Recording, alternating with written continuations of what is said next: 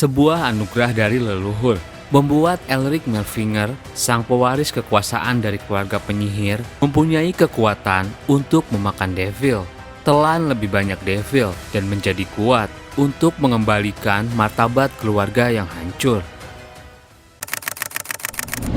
Video ini merupakan kelanjutan cerita dari part sebelumnya.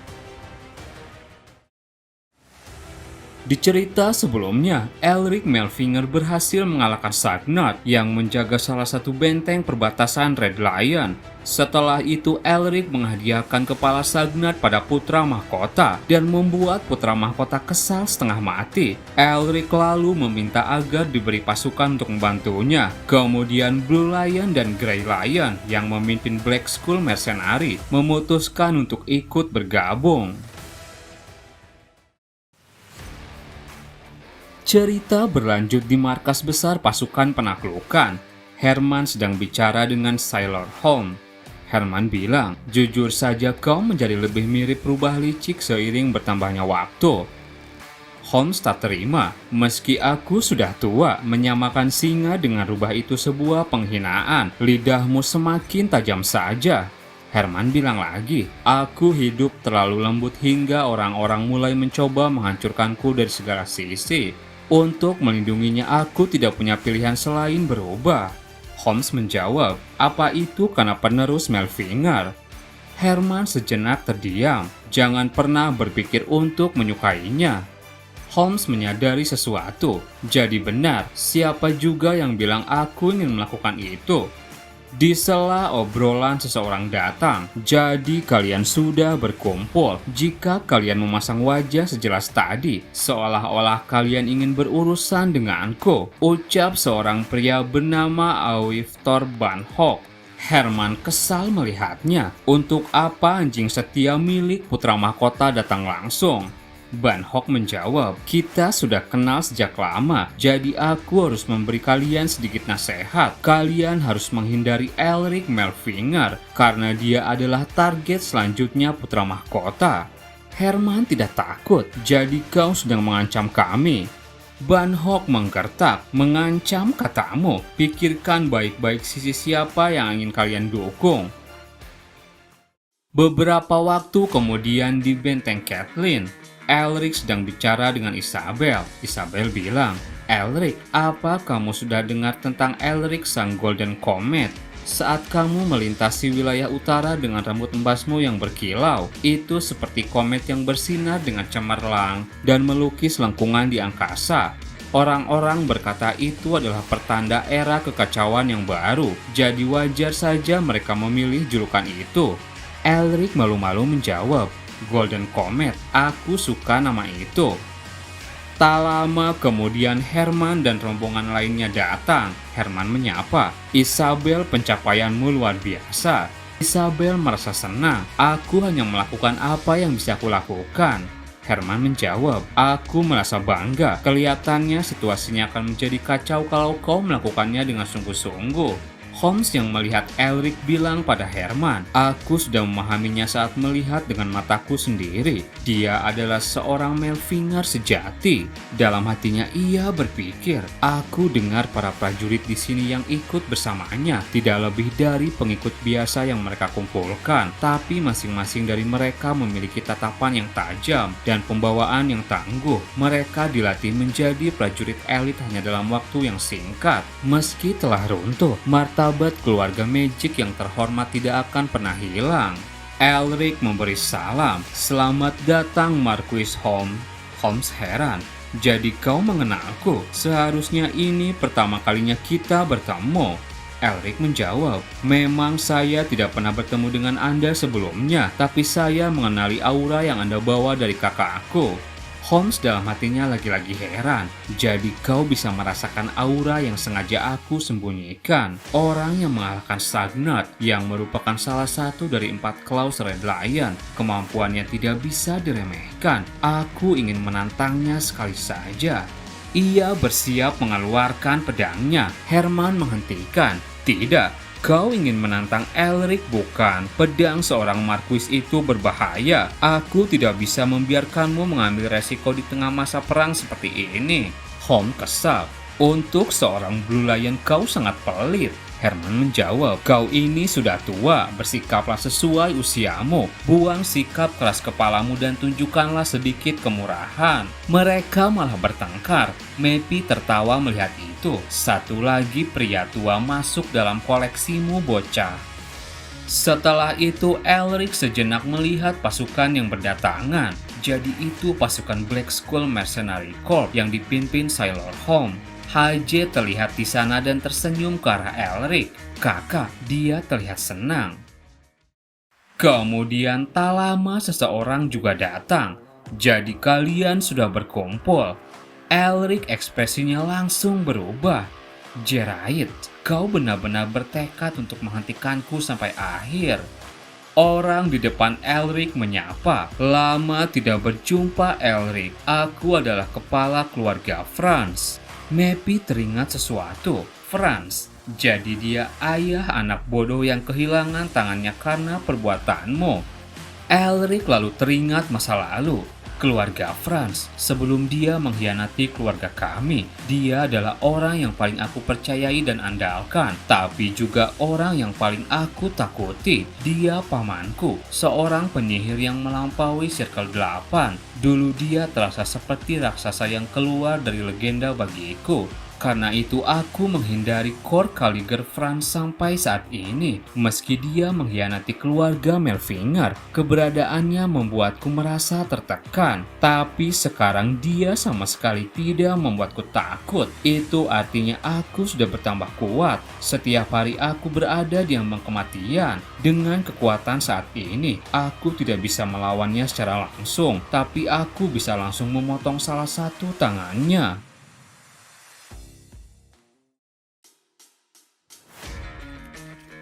Franz lalu mengulurkan tangannya. Elric masih kesal, tidak ada alasan bagiku untuk merasa takut.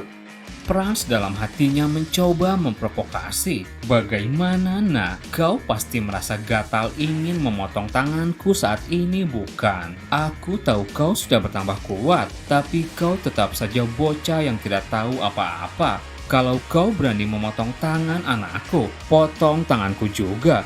Dan aku akan memotong kepalamu sebagai gantinya.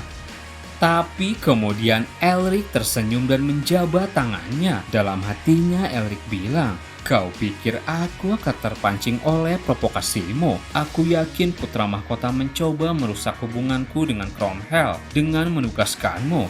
Tapi maaf, aku tidak akan terpancing. Mephisto bilang, kau sudah bertambah dewasa. Kalau kau sendirian, kau pasti sudah memotong tangannya. Tapi kau menahan dirimu karena kau bertanggung jawab di depan banyak orang. Elric menjawab dengan telepati. Apa maksudmu? Kau memang tidak salah, tapi kau belum kenal diriku. Kita lihat siapa yang lebih pandai memprovokasi. Elric lalu memegang pundak Franz dan berkata, kau sudah bekerja keras pelayan. Franz marah mendengar itu. Dalam hatinya ia menggerutu, bocah tidak tahu diri. Franz bertanya, pelayan apa maksudmu? Memang benar keluargaku pernah melayani keluarga Melfinger, tapi sudah 10 tahun sejak kami meraih kebebasan. Aku datang ke sini demi menghormati ikatan lama dan berniat membantu keluarga Melfinger, tapi kau justru memandang rendah diriku karena mabuk akan kejayaan masa lalumu. Benar-benar mengecewakan. Elric menyela, keluarga Melfinger tidak pernah memberikan kebebasan pada keluarga Franz. Elric mengeluarkan tekanan kekuatannya. Dengan gerakan jarinya, Elric mengeluarkan sihir. Elric bilang, keluargamu memisahkan diri begitu saja tanpa mengatakan apapun. Aku sudah memperingatkan putramu bukan? Aku seorang Grenduk di Kekaisaran dan komandan dari garis depan ini. Jika ada seseorang yang harus belajar sopan santun, itu adalah kau, kepala keluarga Franz. Sihir Elric membuat Franz jatuh berlutut. Sial, bagaimana dia bisa sekuat ini? Sihir Circle 8 milikku kalah telak seperti ini. Seseorang lagi lalu datang. Elric mengenalinya. Kau Baron Kuransip Twog. Mepi bilang, Tuok, setauku dia pernah dikenal sebagai tombak dan pedang keluarga Melfinger. Elric berkata pada Khuransif, rupanya bangsawan di zaman sekarang menganggap berdiri di hadapan seorang Grand Duke adalah etika yang benar. Keduanya langsung memberi hormat. Saya sampaikan rasa hormat saya pada Grand Duke. Saya tidak bermaksud lancang. Saya hanya menunggu saat yang tepat untuk menunjukkan rasa hormat karena saya memiliki peringkat terendah di antara yang lainnya. Elric dalam hatinya bilang, suaranya lebih tenang seolah tidak memiliki emosi. Tapi aku tahu di balik wajah itu ada sifat asli seekor binatang buas. Dia pasti sedang memikirkan cara untuk membalasku 10 kali lipat. Untuk kali ini aku harus menghancurkan momentum mereka. Jika aku kehilangan kendali atas situasi ini, mereka akan mencoba merebut semua pencapaianku dan mengakuinya sebagai milik mereka. Elric lalu melepaskan sihirnya dan bertanya, Kariger Franz, apa ada yang mau kau katakan? Melihat Blue Lion dan yang lainnya, Franz berpikir, siap. Aku tidak memiliki dukungan di sini dan situasinya akan semakin gawat jika Blue Lion dan Grey Lion sampai turun tangan.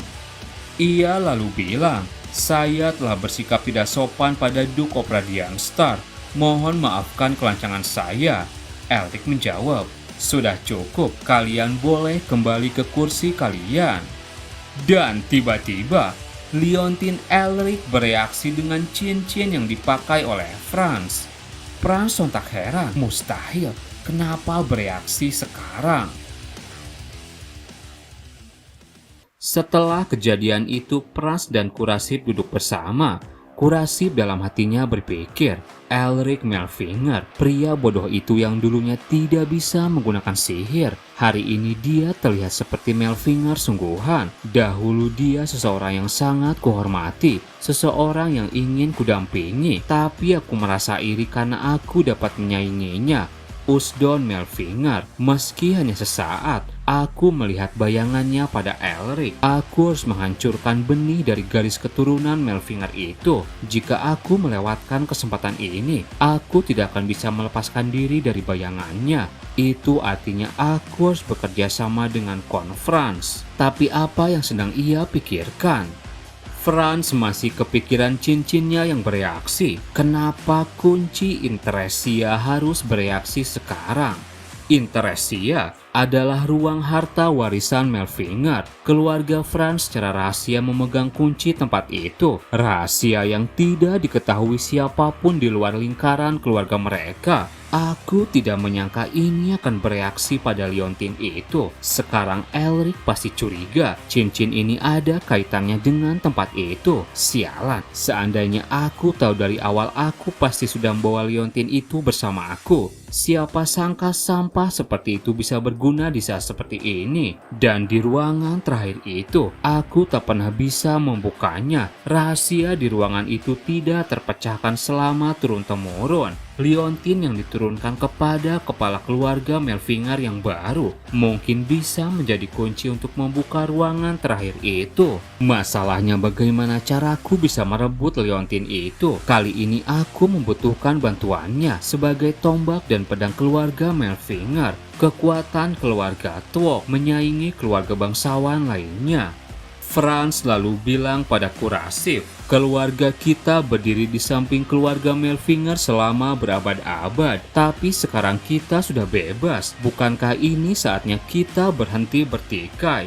Apa kau tahu sesuatu tentang cincin ini? Khuransif heran, apa yang spesial dari cincin itu? Franz menjawab, ini adalah kunci Interresia, ruang harta Melfinger. Sontak Khuransif kaget. Franz bilang lagi, aku ingin berbagi denganmu jika kau bersedia mendengarkanku.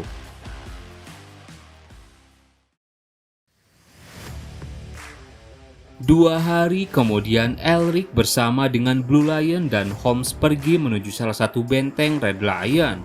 Herman bilang, Elric, apa kau yakin ingin kami membuat kekacauan di wilayah utara? Wilayah utara ini dekat dengan benteng utama Maghreb Queen, jadi ini bukan misi yang mudah. Elric bilang, Sebelum aku menjawabnya, ada sesuatu yang ingin aku tanyakan. Di antara para kesatria dari keluarga Ville dan Black Skull, siapa yang lebih kuat? Herman bilang, bagaimana bisa mercenari mengalahkan para kesatria elit keluarga Ville? Holmes bilang, berbeda dari pecundang yang mengayunkan pedang dari tempat yang aman, para mercenari selalu berhadapan dengan kematian setiap hari. Herman tak terima, akan kutunjukkan padamu siapa yang lebih kuat. Holmes menantang, kau hanya merasa iri pada kekuatan pasukanku, bukan? Mereka lagi-lagi bertengkar. Mepi meledek, orang tua bodoh yang tidak bisa melepaskan harga diri dan tidak menyadari mereka sedang dimanfaatkan. Hingga pada akhirnya, penyerangan benteng utara dimulai. Banyak pasukan mulai menyerang benteng. Elric memperhatikan pertarungan. Ordo kesatria dari Star Vanguard berada di bawah komando langsung dari Isabel. Mereka menerapkan taktik pisahkan dan hancurkan. Sementara Black Skull, mereka tanpa adanya struktur komando. Pertama, mereka langsung menerjang ke tengah barisan musuh dan membantai mereka tanpa ampun. Bahkan dua orang itu seperti sepasang serigala yang menerjang di tengah kawanan domba. Yang menarik adalah bahkan di tengah kekacauan itu, mereka saling memberi isyarat dengan tangan untuk menemukan komandan musuh dan berbagi informasi tentang cara menerobos pertahanan dan mengamankan jalur pelarian. Dan sosok yang menangkap sang komando musuh adalah mereka berdua.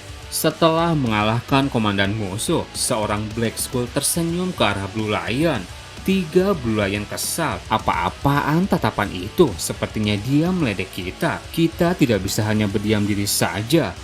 Kemudian pasukan Blue Lion mulai menyerang. Elric melihat pergerakan pasukan Blue Lion. Pasukan Blue Lion bergerak dengan liar. Elric kembali melihat ke pasukan Black Skull. Ketepatan serangan yang tersembunyi di dalam kekacauan sangat cocok untuk diterapkan pada teknik pengerasan tubuh. Elric kemudian menyadari sesuatu dan menengok ke arah Holmes. Mepi berkata, sepertinya dia menyadari kau akan mencuri tekniknya, tapi dia terlihat menyukainya. Elric malu-malu, apa aku harus bertarung dengannya dulu? Hingga pada akhirnya pasukan mereka berhasil menguasai benteng utara. Elric bilang, dengan pasukan kesatria Blue Lion dan Black Skull yang ikut bertarung semuanya berjalan lancar. Isabel di sampingnya bilang, aku juga berpikir hal yang sama, tapi apa kau merasa ada yang aneh? Elric menjawab, benar. Setelah aku pikir-pikir mereka terlalu lemah, seolah-olah mereka sengaja menarik kita. Herman juga heran, apa maksudnya mereka ingin menipu kita?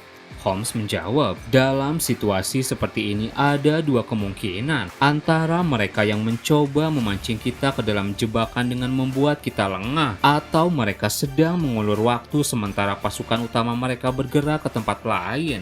Jadi jika tujuan mereka mengulur waktu, kita harus menyelesaikan ini dengan lebih cepat. Elric lalu berkata, sepertinya mereka ingin mencoba keduanya sekaligus.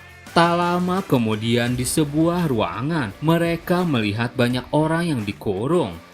Holmes mengenali mereka, itu suku Bodpur, para pemburu yang hidup di hutan wilayah sini. Herman bilang, jadi mereka itu barbarian. Holmes menjawab, jangan gunakan kata itu dengan asal. Meski mereka tidak hidup di bawah pemerintah kekaisaran, mereka adalah orang-orang biasa sama seperti kita. Herman dalam hatinya bilang, para barbarian adalah orang-orang gila yang terobsesi dengan perang. Mereka mengancam keberadaan kekaisaran dan mengganggu stabilitas kekaisaran. Holmes selalu berbicara bahasa mereka. Herman bertanya, kenapa mereka bisa sampai di sini? Apa mereka bekerja sama dengan Red Lion? Setelah berbicara dengan para barbarian, Holmes berkata, seperti dugaanku mereka adalah Sandra. Seperti yang dikatakan kepala keluarga Melfinger, kita telah masuk langsung ke dalam jebakan. Tak lama kemudian area di sekitar bergemuruh. Suku barbarian sedang mengawasi benteng.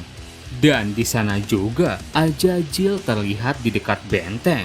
Ia berkata, Jadi sudah dimulai. Mereka tidak pernah menyangka para barbarian bisa masuk ke dalam kekaisaran. Jika mengikuti logika mereka, mustahil para barbarian akan muncul di tempat ini. Sekarang Red Lion tidak bisa lagi menjadi perisai wilayah ini. Dan itu adalah kesempatan untuk para barbarian yang telah lama menginginkan tanah kekaisaran ini, sekaligus kesempatan untukku.